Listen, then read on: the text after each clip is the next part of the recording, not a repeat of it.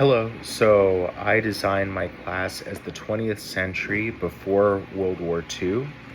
and I essentially laid it out as covering the following topics, covering the major conflicts leading up to World War II, of course, the Balkan Wars and World War I, as well as the Greek invasion of Turkey, the Russian Civil War and Revolution, as well as the conflicts during that time in Poland and Ukraine. And additionally, I also touched up on the Russo-Japanese and Sino-Japanese wars earlier, even before World War I began, as well as the 1905 initial Russian Revolution attempt.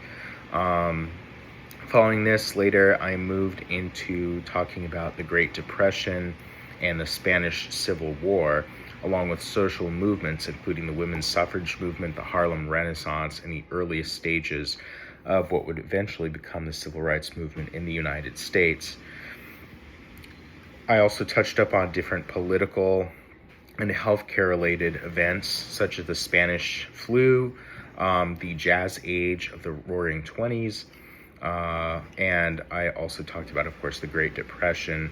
as well as isolationism in the United States and European appeasement.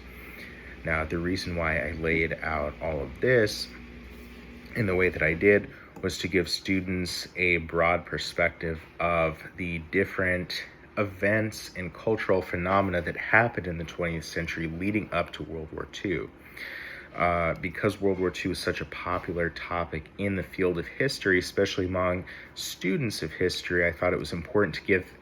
them a broader context of why the bloodiest war in history, at least up to this point, began, was due to a culmination of different events: political, social and cultural, financial, and also, of course, with previous warfare. I also touch up in the course on different genocides and mass atrocities that predate the Holocaust in the 20th century, the most popular or well-known perhaps being the Holodomor in Ukraine under Stalin's rule in the 1930s, and the World War I era Ottoman genocide by Turkic Muslims against Christian Greeks, Assyrians, and Armenians, which we know that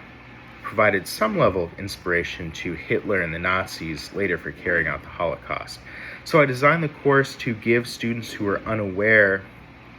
of the history of the 20th century before World War II some context about what inspired or led up to that point. And for those who might know to some degree about what happened before World War II but want a deeper understanding, I decided it was important to give all of this context. Of course, my syllabus or course plan here does not include everything that I view as important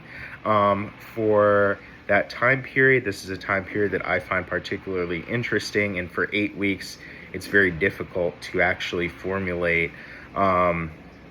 plan that will cover everything here. But I would like to touch upon some very specific and important topics that I think give students some level of context